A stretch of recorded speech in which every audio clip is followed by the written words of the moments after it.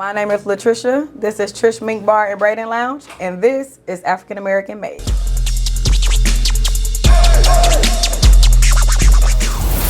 How you doing today? I am great. Thank you so much for allowing me this opportunity to talk to you today and share your story. Been trying to get in here a minute to talk to you. I know, right? Finally, It finally here. happened. Yep. And I want to also add that thanks to you, I've interviewed most of the African-American businesses on this block. Thank you so much. No problem. We're saving the best for last. Networking. Absolutely. Saving the best for last. Saving the best. Won't you tell us your name and the name of your business? So my name is Latricia, Trish for short. My salon name is Trish Mink Bar and Braiding Lounge. Thank you so much for that. Now you have an amazing social media following and you do amazing work here as well. Tell me, how did you come up with the name that you chose for your business? So my business LLC is Trish Mink Collection. I didn't want to name the salon Trish Mink Collection because that's just my shampoo, conditioner, bonnets, lashes, stuff like that. So I was like, okay, Trish Mink Bar, so they can know that we not just braiding, we doing everything. But I gave it a try and was like, let me put Trish Mink Bar and Braiding Lounge. And the first time I did that, I put it outside on my door. I just noticed people were stopping trying to get my number. And so I had to go back, trademark it again, and add in Braiding Lounge. So it was just Trish Mink Bar, but now it's Trish Mink Bar and Braiding Lounge. So you found that there was a big demand for the braiding part. Yes. So you decided to incorporate that in your name. Yes. That's very smart. Yes. Very smart. The word mink comes from my bundles and my lashes, Trish Mink bundles and lashes. And you also sell bonnets. Tell us about that. Oh yeah, so these bonnets I've been selling for about 4 years now. That's a way that I got, a reason why I'm here today pretty much. These bonnets are for braids and long weaves, 30 inches. So people that love, long hair, they get to go to sleep with these and get in the shower and tie it up at night. All right, okay. Brothers beware, when the sisters put that bonnet on, stay clear. I have male bonnets for the dreadheads too, because I do locks. So okay, so the guys brothers got has bonnets too, yes. I just thought they used their girlfriends' bonnets when they No, so there's like gray, blue, black. Oh, okay. Yeah. No pink and fuchsia, No. huh? Okay. Okay, so you started in the Bay Area. Won't you tell me about your experience there? That's a long way from Arizona. So in the Bay Area, I guess I was beginning. That was my beginning stage. But I just remember in high school, me just doing everybody's hair in high school with the little small single braids. And I didn't know that I wanted to take it on as far as I did, but by 12th grade, I kind of knew that that's what I was going to do. So you knew back then that this is what you wanted to do as a profession for the rest of your life, or something that you wanted to at least try out professionally? 12th grade, yeah, like 12th grade, because right after high school, I went to cosmetology school. Okay. I actually wanted to be a pediatrician, but I was like, you know what, let me go to hair school since I was doing everybody hair, so. Oh, okay. So you were the go-to person in high school and junior high school to get the nice hairdo and get the fresh styles, right? You can say that. Okay. Now that I look back at them pictures, I'd be like, what was I doing? But, I stepped it up.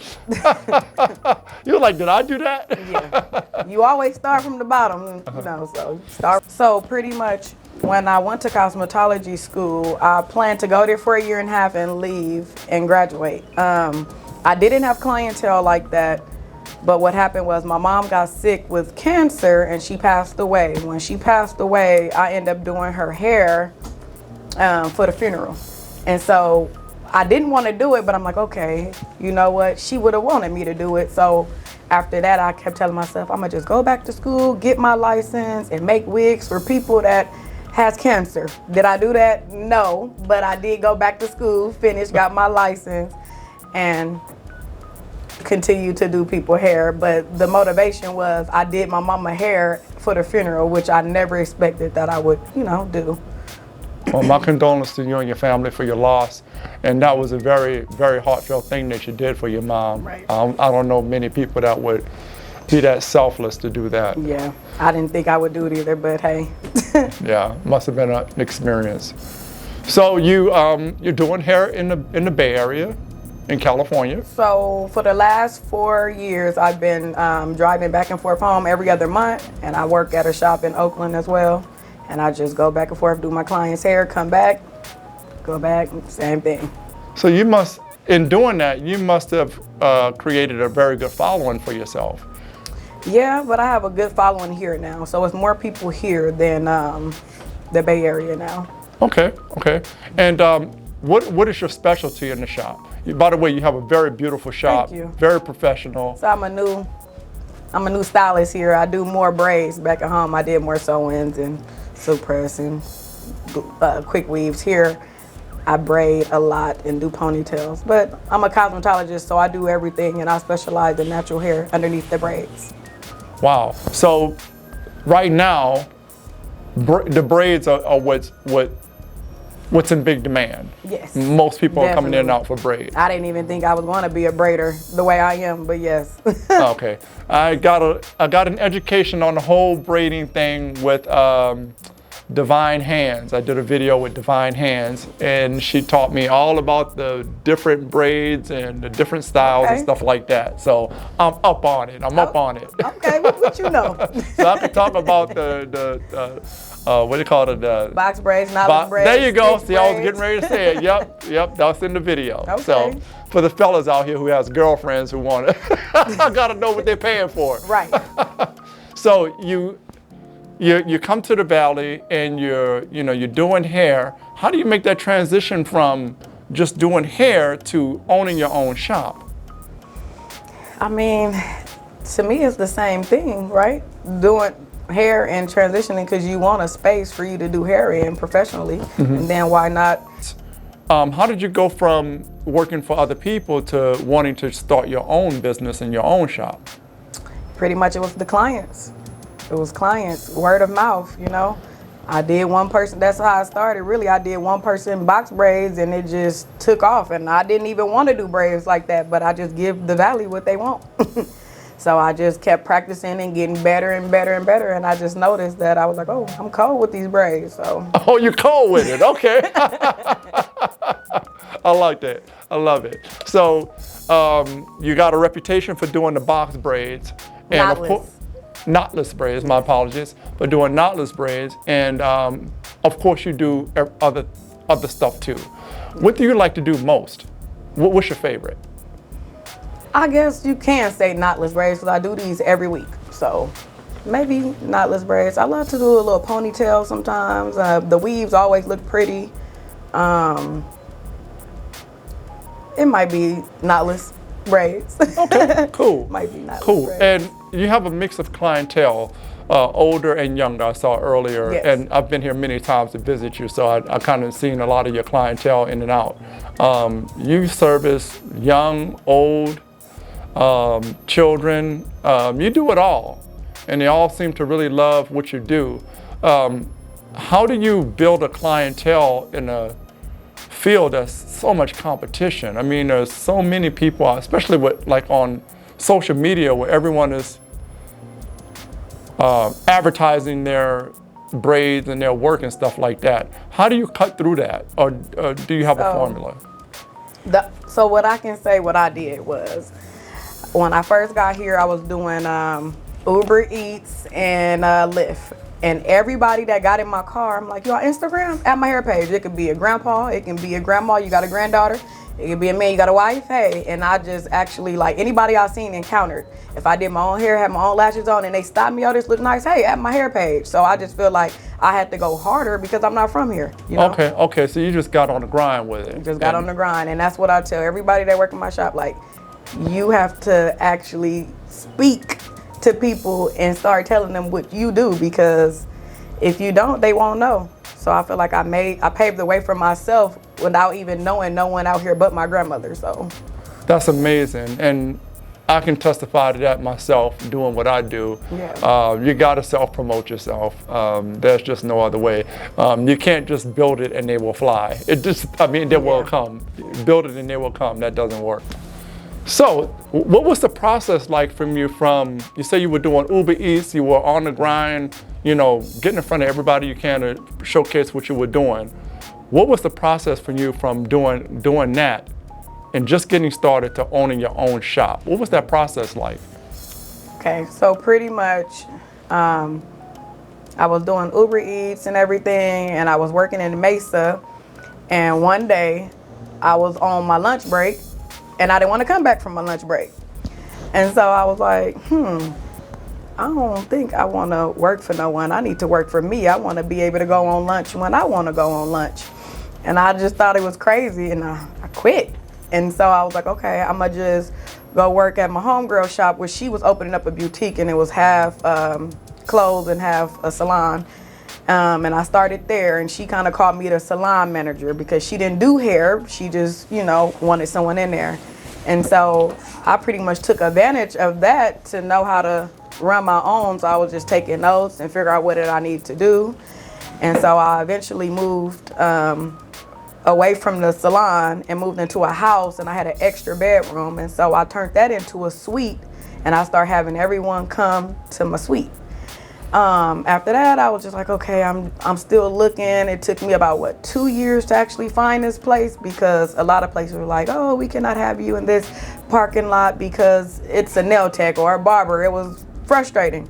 So I was getting on Marketplace, I was just on Google, and I was just driving by, and then I ended up finding this spot on 19th Avenue Indian School.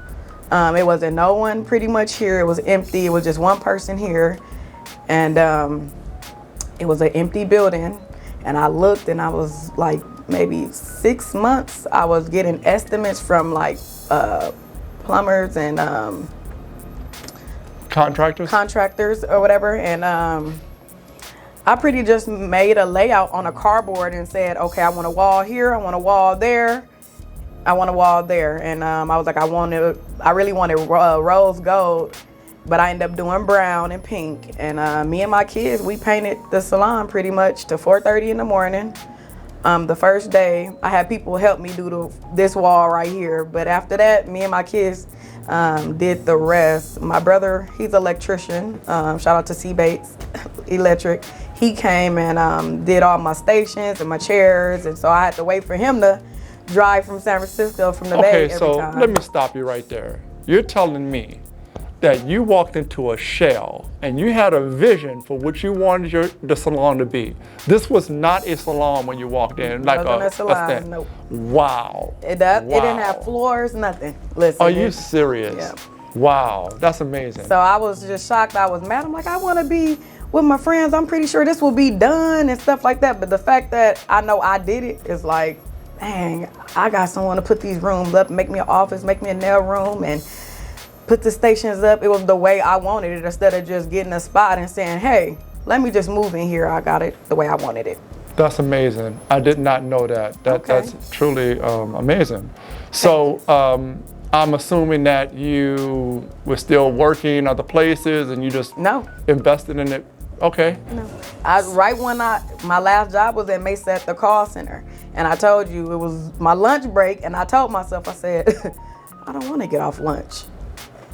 And I'm telling you, it just dinged like in my head, yes. And I just couldn't believe it, but I was nervous because I'm like, I never just did hair, and I had a job on the side. I always had my backup job. So for me to just step out, I was like, whew. Yeah. But it worked out. Like, God don't play about me. That's amazing. So it must have been expensive for you to convert the whole place into what you wanted it to be. I got played, and you're a woman, and I'm speaking and I'm calling everyone, but I have my brother on the phone trying to, he know how to speak that verbiage. He in the field, so I'm just like, okay, can you speak to everyone? But I got played. They charged me a bunch to put the rooms in, but I had to save. It just took time. Out of your own pocket, huh? Yep, out of my own pocket. That's what's up. That's what's up. Fortunately and unfortunately for us, I mean, that's the only way we can get it. Yeah. We don't have those resources like other people to reach back, to fund our dreams. So we just have to dig in our own pockets and do it, unfortunately. That's true. That's one thing about having your own business, small businesses, you're funding it, you know? Yes, yes, absolutely. Well, I mean, I'm sure that would be a great inspiration to a lot of people watching this video who feel like, you know, they're stuck on a job, or, you know, they're looking for people to help them, and here it is. You just get it out of the mud and do it yourself and get it done. Got it out It's the not mud. easy, but that's what it takes. Yeah. So my kudos to you for that. Thank you, thank you. So where would you like to see this shop or your business go from here? I want a few. I was thinking about, so I do teach braiding classes. So I was just thinking about going back to get my instructor license so I can be able to have like a bigger salon with a classroom, and people can do their apprenticeship here, or, you know, do their financial aid here, and I can be able to teach them some things and they can get all their hours from here. Oh, that's That's what's my up. goal. That's but great. not necessarily here, but from a different location. I understand. So you're not only a shop owner, you do other stuff. Yes. Like, you do put on shows and exhibits and stuff like that. Talk about that a little bit. Okay, so I've been in 5 hair shows, but my first one that I'm putting on is April 2nd, 2023. It's a fantasy hair show. I'm having a barber battle, a lock battle. The winners get to win money and products, and we're doing an actual regular runway where it's not a competition, it's just for you to advertise yourself in Arizona. That's amazing. And so what inspired you to come up with that concept? Really, when I was back at home, I went to one hair show that I loved, and I was like, oh my God, I want to be a part of hair shows. And then I was a part of one there, and then when I got here, someone reached out and said, you want to be a part of a show? And ever since, every year, I've been a part of a hair show. And I just always told myself, 3-4 years ago, that I was going to actually do one here. And it finally is coming in a few months. Oh, great. All right, so I noticed that your shop, we talked a lot about your shop. One thing I noticed that I'm very proud to see is that you have your young children in here with you. You're teaching them the business and the importance of entrepreneurship and owning something. Yes. Talk about your philosophy behind that, because I think that's so important, especially for an African-American business owner, to teach our children, you know, that mindset. I don't know. I just feel like when I was younger, I mean, I had my brother to look up to because we're a 9-year difference. So I always said, oh, I'm gonna, when I get older, I'm gonna own me a business. I'm gonna do this, I'm gonna do that. And so I used to make vision boards and stuff like that. And I noticed that I'm doing the things that I said. So I'm like, okay, my kids see me now, and I want them to start something now. So when they get older, it'll be smooth for them. So my daughter has a lip gloss line. It's called Shine and Glam. I let her pick the color, even the logo, how she wanted it, everything. My son has a store in the salon, which I am converting it to a vending machine that we do have, but it wouldn't fit through the door. So as of now, we just, you know, selling it how we're selling it, but I'm gonna get it in. So I just want them to know that you gotta work for what you want. They want a lot of stuff, you gotta work for it. So I just really want them to know at a young age, so when they get in high school and when they get older, I just really want it to go smoothly. And that's because of my background of my mom. Like, before she passed, she set me up. So once she did, I didn't have a problem paying bills and stuff like that, because she kind of, a year before only, she kind of prepped me. So I just want them to have everything smooth, and it don't be like, oh, I have to do this or I have to do that. No, they already know their money management. They already know how to make money, how to, you know, work a business. So I just, the younger, the better. That is beautiful. I love it. I love it. And more of us need to do that. So you're definitely an inspiration to me in how you've started your business and how you maintain your business and what you're incorporating in your kids. Yeah. So that's a blessing. What would you like people to know about you? I would probably want them to know that I'm just always here to help. Like, Anybody that comes into my salon, I want to make sure they get clients. I want to help them advertise. I want to show them the ropes that I took just because I'm not from here. And how did I have this happen so fast? How did I get clients so fast? So I always just let everyone know that, hey, I'm here to help. I don't want you to ever think like I'm just over you or beneath you or whatever. I'm just here to help. So I want people to know that you always got me to ask questions. I can definitely attest to that because you were welcoming to me from the first day I walked in here. And on your counters, you have business cards from neighboring businesses and other people. Yeah. That is, I could definitely say that is the type of person you are. And I thank you for it because we need more people like you. They say it's not what you know, it's who you know. Absolutely, absolutely. Yeah. It has been a pleasure talking to you today, and thank you so much. Thank you. How can we find you? Instagram at Styles by Latricia or Facebook, Latricia Williams, Google, or text me. Yeah. All over the place.